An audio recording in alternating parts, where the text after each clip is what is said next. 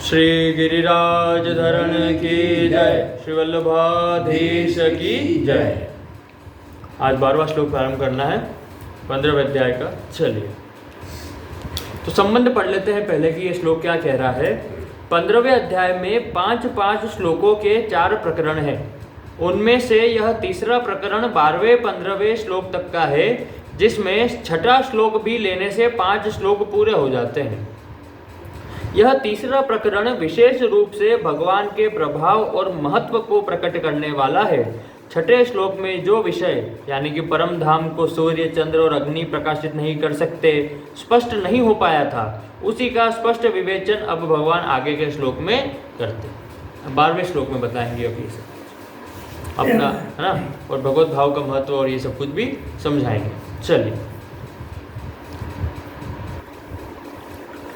यदादित्यगतं तेजो जगद्भावसयते अखिलम यदच्चंद्रमसि यचोग्नो ततेजो विधि मामकम।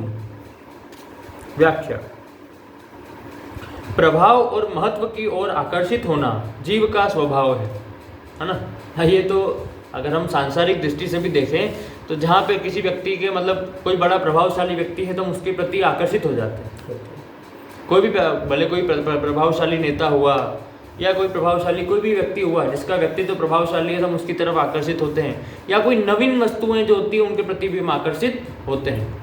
देखिए, झरना तो हमारे गाँव में भी है, फिर भी हम झरने देखने के लिए लोग दूर दूर तक जाते हैं, है ना। पर वो तो है तो यहाँ पर भी, पर वो अलग एक नया देखना है, कुछ नया देखना है ना। नवम हमारे मन की ये आदत है, हमारे मन को हमेशा कुछ ना कुछ नया चाहिए, नवम सही। तो वही बता रहा है कि प्रभाव और महत्व की ओर आकर्षित होना जीव का स्वभाव है। प्राकृत पदार्थों के संबंध से जीव प्राकृत पदार्थों के प्रभाव से प्रभावित हो जाता है। कारण यह है कि प्रकृति में स्थित होने के कारण जीव को प्राकृत पदार्थों यानी कि शरीर, स्त्री, पुत्र, धन आदि का महत्व दिखने लगता है, भगवान का नहीं। आदमी को किसका महत्व दिखेगा? इस संसार का महत्व दिख रहा है, भगवान का महत्व दिखाई नहीं दे रहा है। जबकि सब प्रकाशित किससे है? भगवान से। सबकी उत्पत्ति किससे हुई है? भगवान से। पर उनको भगवान का महत्व दिखाई नहीं देता, भगवान का प्रभाव दिखाई नहीं देता, उन्हें भगवान ही दिखाई नहीं देते। उन्हें क्या दिखाई देता है? संसार। जबकि नासतो विद्यते भावो ना भावो विद्यते सत्, कि संसार तो असत है यानी इसकी कोई सत्ता है ही नहीं, और सत्य परमात्मा है यानी सत्ता सिर्फ और सिर्फ एक परमात्मा की है। पर हमको दिखाई क्या देता है? संसार, और परमात्मा दिखाई नहीं देते। देखिए कितनी बड़ी दुविधा है, कितनी बड़ी दुविधा है हमारी। देखो हमारी दृष्टि देखिए आप, हमारी दृष्टि में हमें संसार दिखाई दे रहा है, जो है नहीं वो दिखाई दे रहा है, और जो है वो दिखाई नहीं दे रहा है। अज्ञान के कारण, अज्ञान के कारण, अज्ञान है, ये तो बात है। अब ये अज्ञान ज्ञान में कैसे परिवर्तित होगा? भजन के द्वारा, भजन के द्वारा, शास्त्र स्वाध्याय के द्वारा, और संतों के संग के द्वारा, अच्छी संगति, गुरु के सानिध्य के द्वारा। और आप वैष्णवों का संग कीजिए, भक्तों का संग कीजिए। जितने अच्छे लोगों का संग करेंगे उतना ही ज्ञान प्रकाशित होता जाएगा, और जितना बुरे लोगों का संग करेंगे उतना ही अज्ञान प्रकाशित होता जाएगा। दोनों बात भगवान ने हमें पूरी छूट दे रखी है, आपको इधर जाना है या इधर जाना है। आगे, अतः जीव पर पड़े प्राकृतिक पदार्थों का प्रभाव हटाने के लिए भगवान अपने प्रभाव का वर्णन करते हुए यह रहस्य प्रकट करते हैं कि उन प्राकृतिक पदार्थों में जो प्रभाव और महत्व देखने में आता है वह वस्तुतः मूल में मेरा ही है, उनका नहीं है ना। तो ये बात हम कर भी चुके हैं कि सब कुछ किससे प्रकाशित हो रहा है? एक भगवान से। सूर्य भी प्रकाशित किससे हो रहे हैं? भगवान से। और चंद्रमा का तो खुद का कोई प्रकाश होता नहीं है, वो तो सूर्य के प्रकाश से प्रकाशित हो रहा है। पर सूर्य भी जिससे प्रकाशित हो रहे हैं वो है परमात्मा, वो है भगवान, वो है हमारे लीला पुरुषोत्तम श्री ठाकुर जी।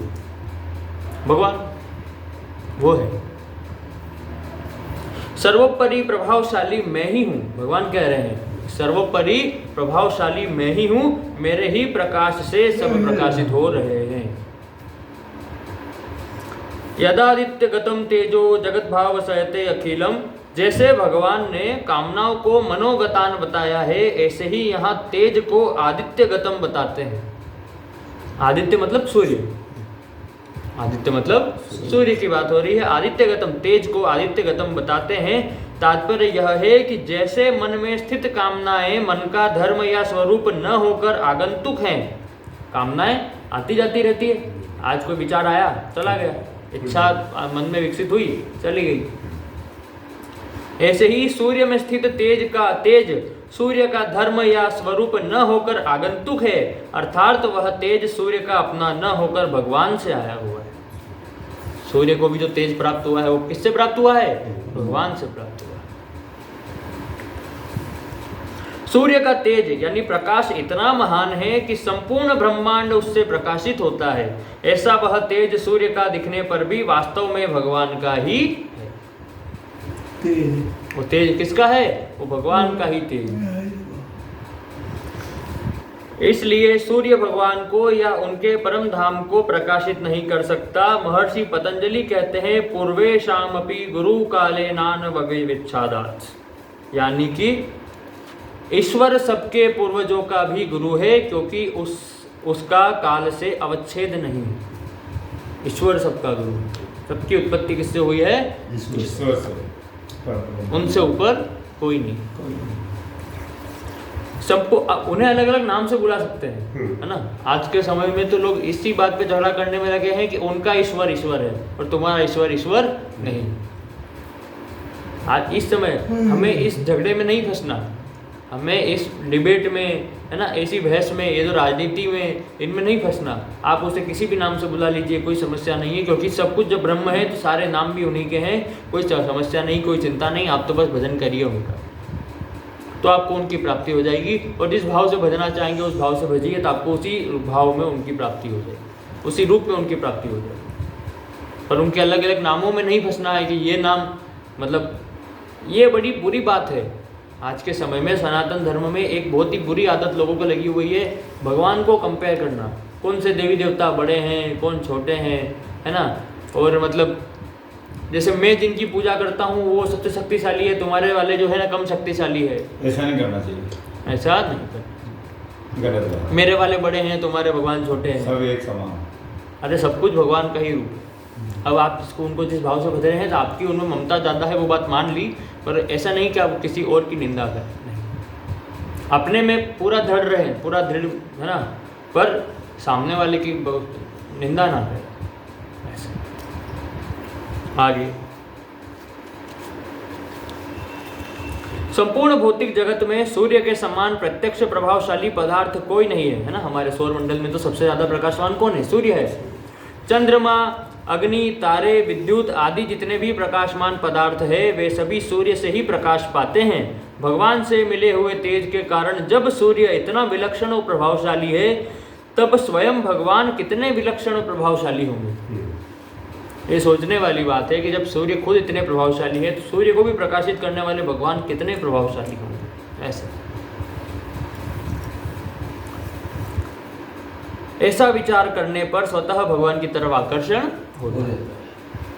जैसे वो वृंदावन के संत है, कल मैंने श्री पुंडरीक जी महाराज के बारे में बताया था, ऐसे ही प्रेमानंद जी महाराज भी है। तो प्रेमानंद जी महाराज के पास एक भक्त आकर बोला कि मुझे लगता है कि आप ही कल की अवतार है, कि आप ही कल की अवतार है, मुझे ऐसा लगता है। तो वो बोले कि अभी तो तुमने सिर्फ और सिर्फ उनके दास को देखा है, जब हम, है ना, दास के प्रभाव से तुमको लगता है कि यही कल की अवतार है, तो सोचो जब खुद मालिक का आएंगे तब तुम्हें कैसा लगेगा। स्वयं नारायण की क्या शक्ति है, क्या महिमा है, यह कोई व्यक्ति नहीं जान सकता, उसका पार नहीं पा सकता। जब उनके भक्तों को ही आप नहीं समझ पा रहे, उनके भक्तों की महिमा खत्म नहीं हो रही, तो स्वयं नारायण की कैसे होगी। सूर्य नेत्रों का अधिष्ठात्र देवता है, अतः नेत्रों में जो प्रकाश यानी देखने की शक्ति है वह भी परंपरा से भगवान से ही आई हुई समझनी चाहिए। जैसे सूर्य में स्थित प्रकाशी का शक्ति और दाही का शक्ति दोनों ही भगवान से प्राप्त यानी आगत है, ऐसे ही चंद्रमा की प्रकाशी का शक्ति और पोषण शक्ति दोनों सूर्य द्वारा प्राप्त होने पर भी परंपरा से भगवत प्रदत्त ही है। जैसा मैंने बताया था थोड़ी देर पहले कि सूर्य का तेज उनको भगवान से प्राप्त हो रहा है प्रकाश, और चंद्रमा जो है प्रकाशित का, चंद्रमा का खुद का प्रकाश नहीं है, वो सूर्य के प्रकाश से प्रकाशित होता है। सूर्य की रोशनी जब चंद्रमा पर गिरती है तो वो रोशनी जब वापस टकरा कर हम तक आती है हमें वो दिखाई देती है। इसलिए हमें कभी चंद्रमा आधा दिखाई देता है, कभी पूरा, कभी अमावस्या, ऐसे। क्योंकि जितने हिस्से पर सूर्य की रोशनी गिरेगी उतना ही हिस्सा चंद्रमा का चमकता है और उतना ही हिस्सा हमें दिखाई देता है। बीच में पृथ्वी आ रही है इसलिए, तो उतना ही हिस्सा हमें दिखाई देता है, इसलिए उतना ही हिस्सा जो चमक रहा है। पर वो भी प्रकाश जो है वो भगवत प्रदत्त ही है, क्योंकि सूर्य को भी प्रकाश किससे प्राप्त हुआ? भगवान से। जैसे भगवान का तेज आदित्यगत है, ऐसे ही उनका तेज चंद्रगत भी समझना चाहिए। चंद्रमा में प्रकाश के साथ शीतलता, मधुरता, पोषणता आदि जो भी गुण है वह सब भगवान का ही प्रभाव है। यहाँ चंद्रमा को तारे, नक्षत्र आदि का भी उपलक्षण समझना चाहिए। चंद्रमा मन का अधिष्ठात्र देवता है, अतः मन में जो प्रकाश यानी मनन करने की शक्ति है वह भी परंपरा से भगवान से ही आई हुई समझनी चाहिए। जैसे भगवान का तेज आदित्यगत है, ऐसे ही उनका तेज अग्निगत भी समझना चाहिए। तात्पर्य यह है कि अग्नि की प्रकाशिका शक्ति और दाहिका शक्ति दोनों भगवान की है, अग्नि की नहीं। अग्नि को भी जो तेज प्राप्त हो रहा है वो भी किससे हो रहा है? भगवान से। यहाँ अग्नि को विद्युत, दीपक, जुगनू आदि का भी उपलक्षण समझना चाहिए। अब यहाँ पर अग्नि से मतलब है कि हाँ दीपक की भी बात हो रही है, जुगनू की भी बात हो रही है, और विद्युत जो विद्या चमकती है उस ये सब अग्नि के अंदर आते हैं। अग्नि वाणी का अधिष्ठात्र देवता है, अतः वाणी में जो प्रकाश या अर्थ प्रकाश करने की शक्ति है वह भी परंपरा से भगवान से ही आई हुई समझनी चाहिए।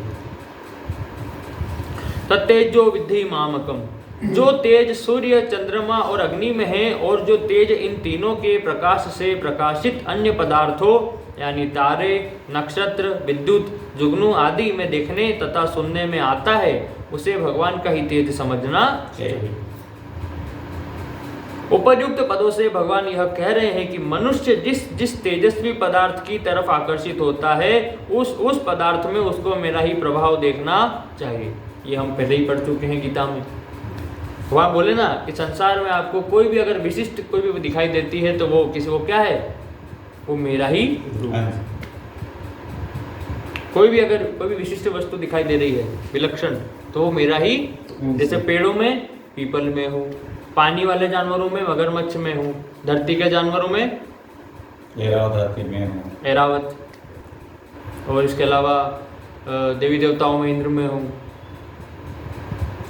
सूपी नाग में वो है, हाँ सभी सेनापतियों में राजा वो है, सब में वही पता है भगवान। सभी सेनापतियों में भगवान शिव के पुत्र कार्तिकेय वो मैं हूँ। ऐसे जो भी विलक्षणता दिखाई दे रही है वो मैं हूँ, यानी सबसे ऊपर मगरमच्छ में हूँ, समुद्र में। चलिए आगे।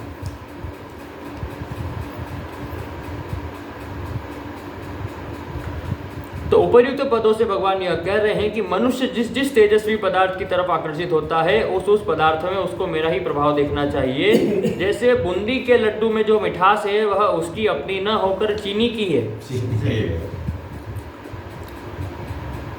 ऐसे ही सूर्य, चंद्रमा और अग्नि में जो तेज है वह उनका अपना न होकर भगवान का है ना। बूंदी के लड्डू में मिठास शंकर की है, जैसे चीनी की है, वैसे ही सूर्य, चंद्रमा जो है इनके अंदर जो तेज है वो उनका ना होकर भगवान का।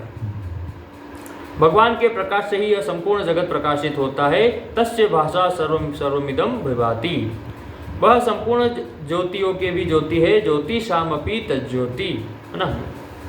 सूर्य, चंद्रमा और अग्नि क्रमशः नेत्र, मन और वाणी के अधिष्ठाता एवं उनको प्रकाशित करने वाले हैं। मनुष्य अपने भावों को प्रकट करने और समझने के लिए नेत्र, मन और वाणी इन तीन इंद्रियों का ही उपयोग करता है।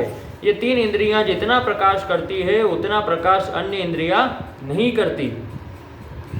प्रकाश का तात्पर्य है अलग अलग ज्ञान कराना। नेत्र और वाणी बाहरी करण है तथा मन भीतरी करण है। कर्णों के द्वारा वस्तु का ज्ञान होता है। ये तीनों ही करण यानी इंद्रियां भगवान को प्रकाशित नहीं कर सकते, क्योंकि इनमें जो तेज या प्रकाश है वह इनका अपना न होकर भगवान का है। ये इंद्रियां भगवान को प्रकाशित नहीं कर सकती। परिशिष्ट भाव, परमात्मा ही संपूर्ण शक्तियों के मूल है। इस विषय में केनोपनिषद की एक कथा है। एक बार, एक कथा सुना रहे हैं, एक बार परमात्मा ने देवताओं के लिए असुरों पर विजय प्राप्त की, परंतु इस विजय में देवताओं ने अपनी शक्ति का अभिमान कर लिया। वे समझने लगे कि हमने ही अपनी शक्ति से असुरों पर विजय प्राप्त की है। देवताओं के इस अभिमान को नष्ट करने के लिए परमात्मा यक्ष का रूप धारण करके उनके सामने प्रकट हो गए। यक्ष को देखकर देवता लोग आश्चर्यचकित होकर विचार करने लगे कि यह यक्ष कौन है। उसका परिचय जानने के लिए देवताओं ने अग्निदेव को उसके पास भेजा। यक्ष के पूछने पर अग्निदेव ने कहा कि मैं जातवेदा नाम से प्रसिद्ध अग्नि देवता हूँ और मैं चाहूँ तो पृथ्वी में जो कुछ है उस सबको जलाकर भस्म कर सकता हूँ। तब यक्ष ने उसके सामने एक तिनका रख दिया और कहा कि तुम इस तिनके को जला दो। अग्निदेव अपनी पूरी शक्ति लगाकर भी उस तिनके को नहीं जला सके। वह लज्जित होकर देवताओं के पास लौट आया और बोला कि वह यक्ष कौन है यह मैं नहीं जान सका, है ना, क्योंकि उन्होंने यक्ष से बोला कि मैं सब कुछ जला के राख कर सकता हूँ। उन्होंने बोला तो ये तिनका जला के बता दे, दुनिया तो बाद में जलाना, तो वो तिनका ही भी नहीं जला सके।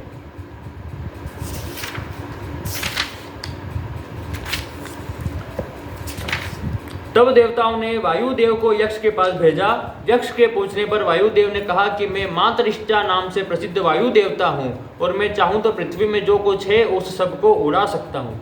तब यक्ष ने उसके सामने भी एक तिनका रख दिया और कहा कि तुम इस तिनके को उड़ा के दिखाओ। वायुदेव अपनी पूरी शक्ति लगाकर भी उस तिनके को नहीं उड़ा सके। वह लज्जित होकर देवताओं के पास लौटे और बोले कि मैं उस यक्ष को नहीं जान सका। तब देवताओं ने इंद्र को उस यक्ष का परिचय जानने के लिए भेजा, परंतु इंद्र के वहां पहुंचते ही यक्ष अंतर्धान हो गए और उस जगह हिमाचल कुमारी उमा देवी प्रकट हो गई। इंद्र के पूछने पर उमा देवी ने कहा कि स्वयं परमात्मा ही तुम लोगों का अभिमान दूर करने के लिए यक्ष रूप से प्रकट हुए। कि तुमको जो अभिमान था ना कि तुमने अपनी शक्ति से मारा है, अरे तुम्हारी शक्ति से मारा होता तुम तो तिनके को नहीं उड़ा सके। तुमसे एक तिनका नहीं खत्म हुआ कि मतलब जला जा रहा, तुमसे एक तिनका उड़ाया नहीं जा रहा, तुम क्या किसी को खत्म कर लोगे। तात्पर्य है कि सृष्टि में जो भी बलवत्ता, विशेषता, विलक्षणता देखने में आती है वह सब परमात्मा से ही आती है। इसी के साथ 12वां श्लोक संपूर्ण होता है। 13वां श्लोक हम कल प्रारंभ करेंगे।